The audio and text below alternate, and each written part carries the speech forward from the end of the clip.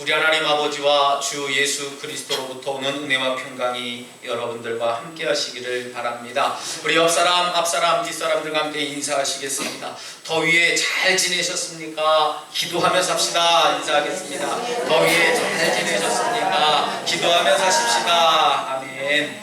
기도하며 사십시다 그랬더니 인사를 머뭇대시는 것 같아요. 그죠? 참 자신이 없는 부분입니다. 우리 다시 한 번 더 인사하실 땐 좀 자신있게 인사해 보겠습니다. 오늘 말씀을 듣는 대로 믿은 대로 삽시다. 인사하겠습니다. 오늘 말씀을 듣는 대로 믿은 대로 사십시다. 아멘. 여러분, 누구든지 의견이 팽팽하게 대립되는 그런 상황에 처하게 되면 상대방의 의견을 접기를 바랍니다. 그게 사람의 심리적인 상태예요. 소위 다시 말씀드리면 상대가 고집을 좀 꺾고 그 의견을 좀 내려놓고 그 의견보다도 내 의견대로 따라오는 것을 바라보면서 대화가 잘 성립이 됐다, 또 잘 이루어졌다, 또 의견이 잘 조합됐다라고 평을 하게 됩니다. 남에게 성질을 주겨라, 또 남의 성격을 고쳐라 할 것이 아니라, 여러분, 내가 성질을 죽이고 또 내 성격을 고치면 이 세상은 금방 달라질 것인데 말입니다. 여러분, 오늘 우리가 함께 읽은 본문의 말씀을 저는 곱씹으면서 이런 생각을 좀 해봤습니다.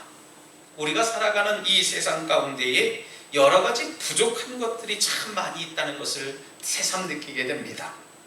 이웃들과 더불어 살아가면서 특히 서로가 뭐가 부족할까 생각해 봤는데 그 중에 인색하다라고 하는 것을 저는 생각해 보게 됩니다.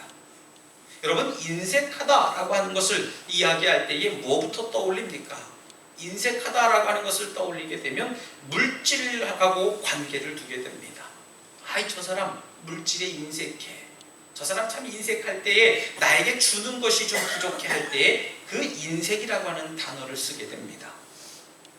여러분, 이 본래 인색은 재물에 대한 탐욕이 지나쳐서 이웃들과 나누지 않기 때문에 인색은 죄라고 분류까지 하게 됩니다. 우리 기독교 역사에서 인색이라고 하는 것은 7가지 근원적인 죄로 다시금 분류하게 되는데요. 여러분, 이 인색이라고 하는 것은 아주 중죄로 손꼽게 됩니다.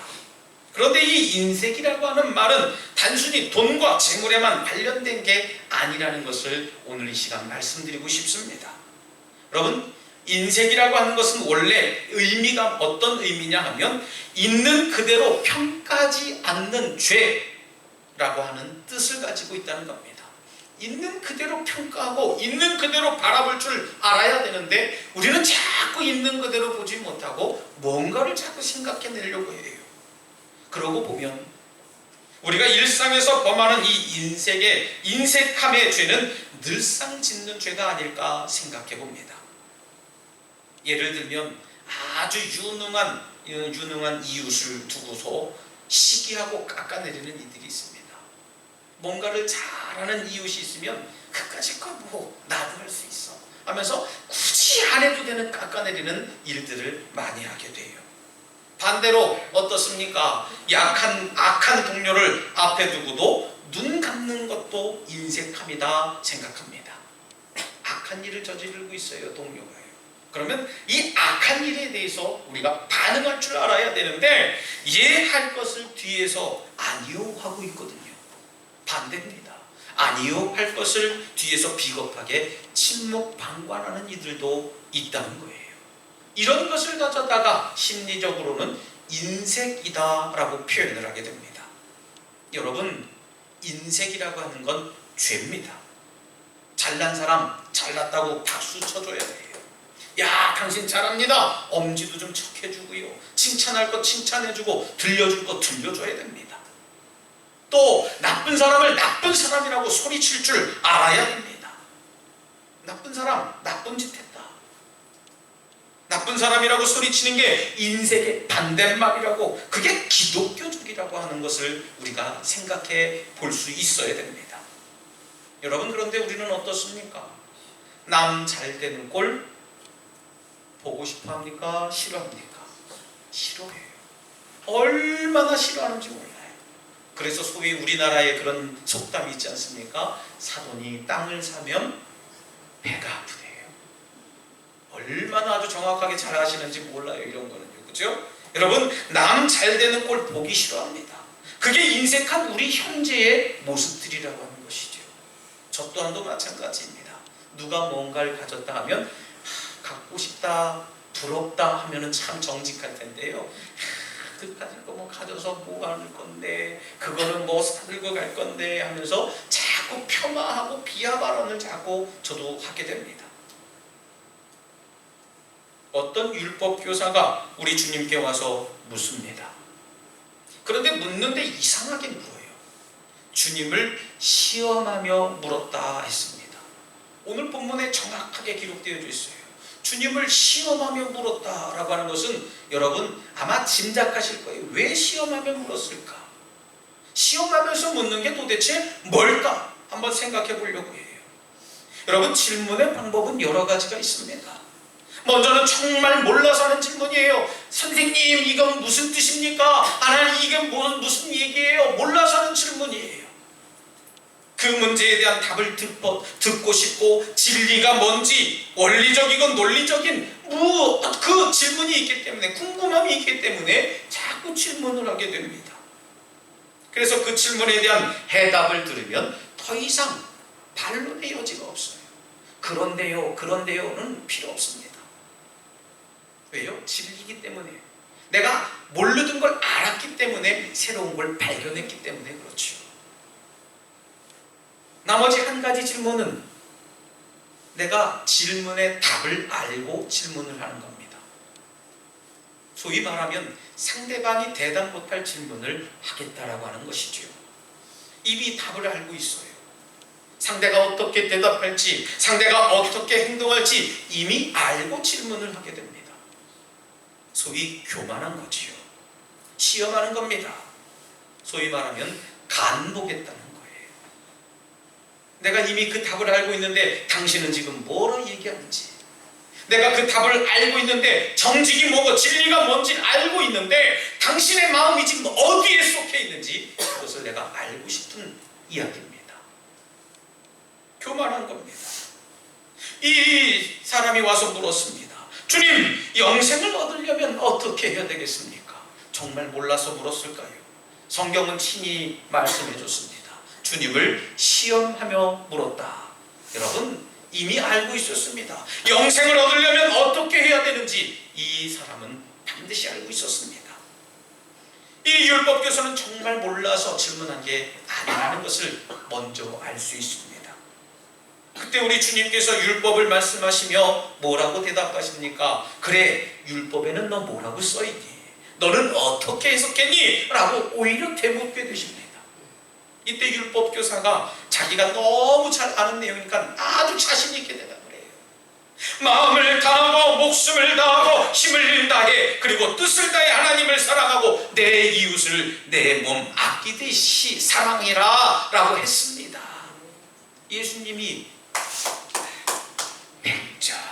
아마 답을 이렇게 한번 해주셨지 않을까 생각해봐요. 그때 우리 주님께서 아주 간단하게 영생을 얻는 방법을 말해주십니다. 야, 다른 거 하지 말고 너도 가서 이와 같이 해라. 머릿속으로 알고 네 마음속으로 깨닫는 그런 거 알고 믿기만 하지만 말고 그대로 좀 살아라 했어요. 여러분, 우리도 마찬가지입니다. 성경에 이미 많이 알고 있습니다. 설교요, 텔레비전만 켜면 유명한 목사님들 나와서 아주 즐겁게, 유창하게, 아주 재밌게 설교 말씀 많이 잘해 주십니다. 그거 다 듣고 있어요. 근데 왜 내 삶은 여전히 변화되지 못하고 있을까? 우리는 곰곰 생각해 볼 필요가 있다는 것입니다. 이때 율법교사는 자기 자신을 조금 더 옳게 보이려고 오늘 성경에 이야기합니다. 29절 말씀이에요. 그 사람이 자기를 옳게 보이려고 다시 질문을 하게 됩니다.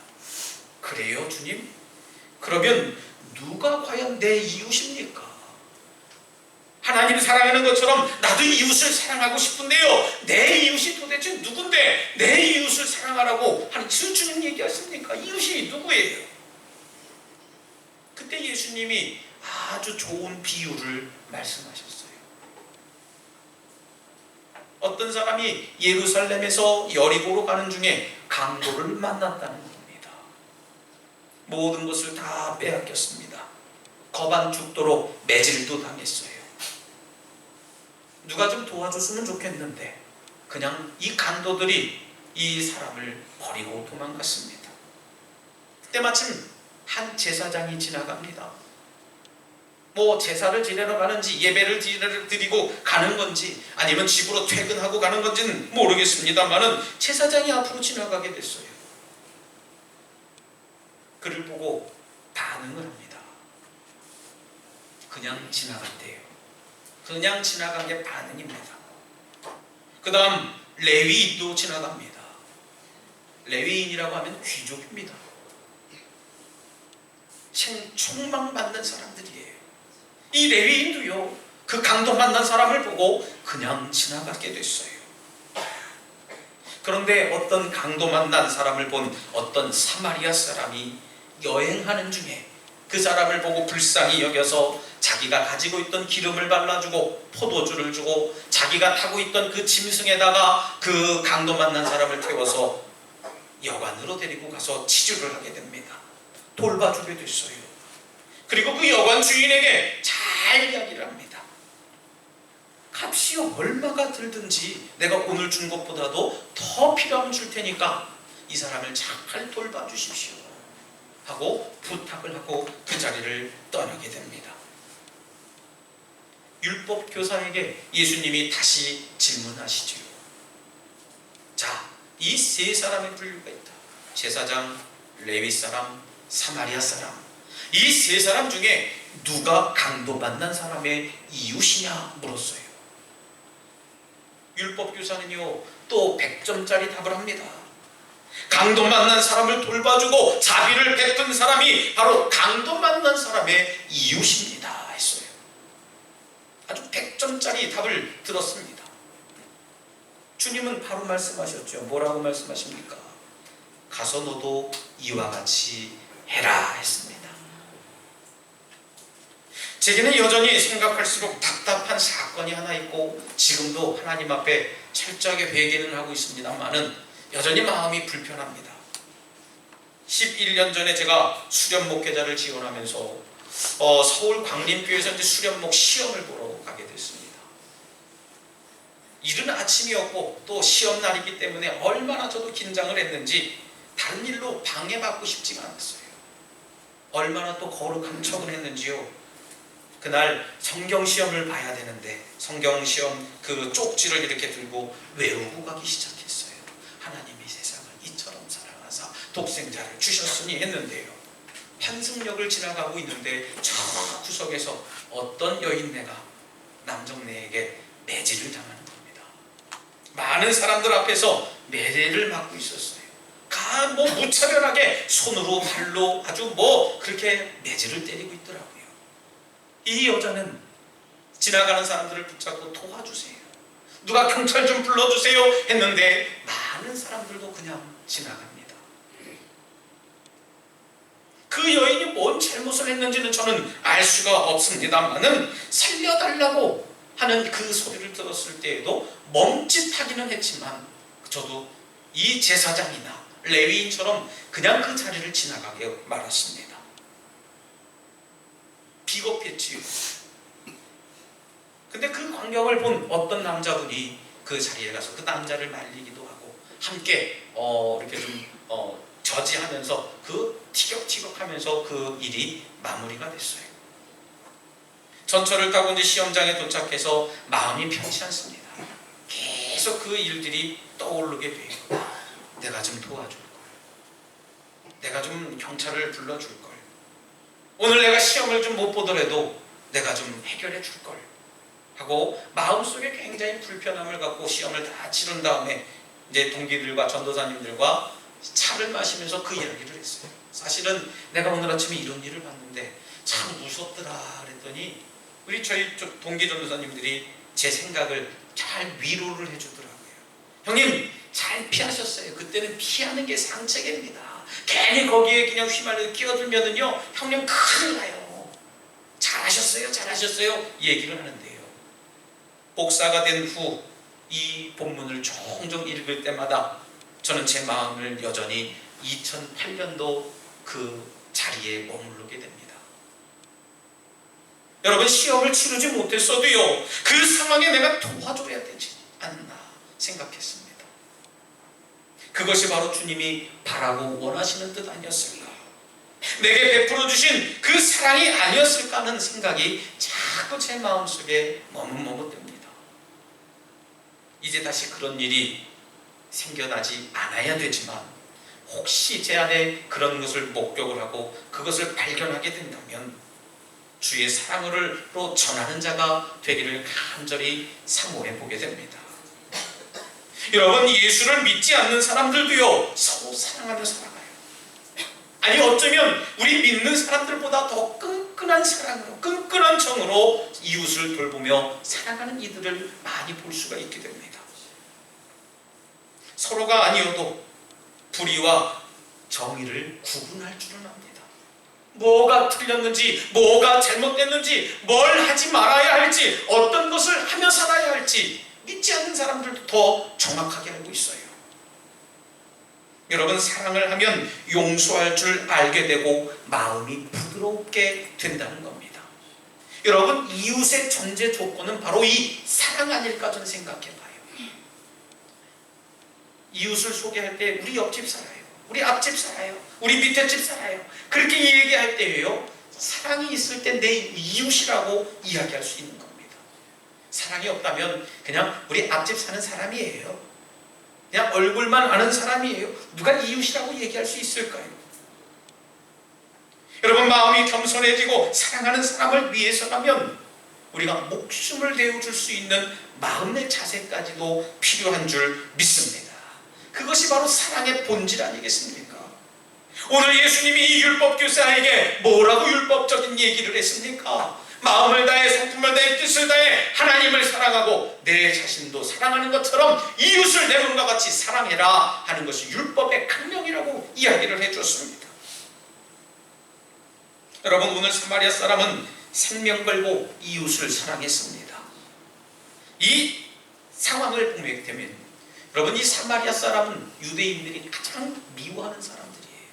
아주 천대하고 싫어하는 사람입니다. 함께 앉아있기도 싫고, 함께 앉아서 밥 먹기도 싫고, 함께 앉아서 차 마시는 것조차도 상상할 수 없는 사람인데, 그 낮고 천한 사람이 오히려 이 유대 사람을 도와줬다는 거예요. 자신을 천하게만 여기고 업신여기며 미워하던 사람들을, 그런 사람을 사랑하며 실천했다는 겁니다. 아마 저 같으면요, 그래, 너 나 미워하는 사람이지, 어디 내가 귀하신 분에게 다가갈 수 있겠습니까? 난 못 본 걸로 할래요 하고 도망치지 않았을까 생각해봐요. 남이 알아주든 안 알아주든 여러분, 우리는 사랑해야 될 줄 믿습니다. 여러분, 오늘 본문에 보면 사마리아 사람의 이름이 유감스럽게도 없습니다. 사마리아 사람의 이름이 없는 이유가 바로 여기 있지 않나 저는 되짚어 봅니다. 이름 없이, 빚도 없이, 값 없이 사랑을 증거한 사람이 바로 사마리아 사람인 줄 믿으시기 바랍니다. 그런데 우리는 어떻습니까? 우리의 이름을 너무나도 드러내려고 해요.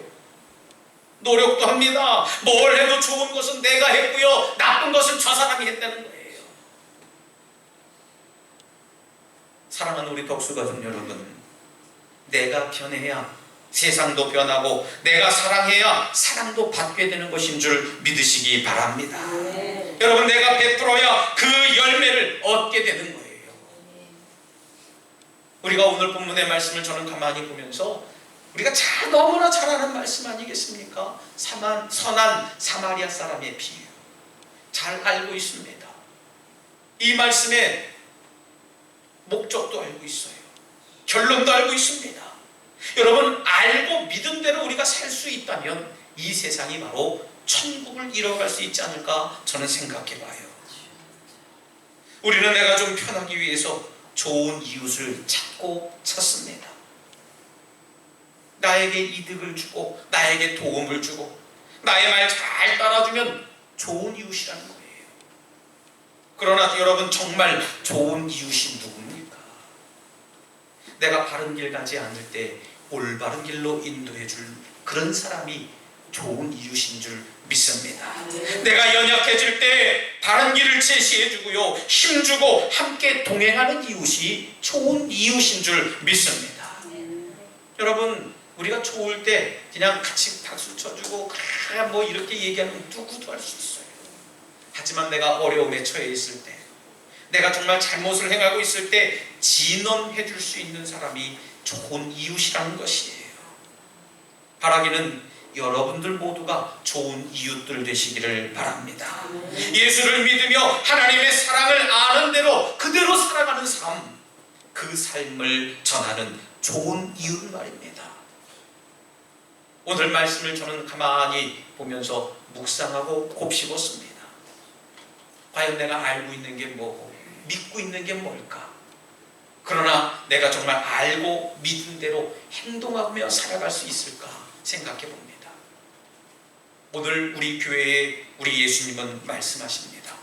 가서 너도 이와 같이 해라 했습니다.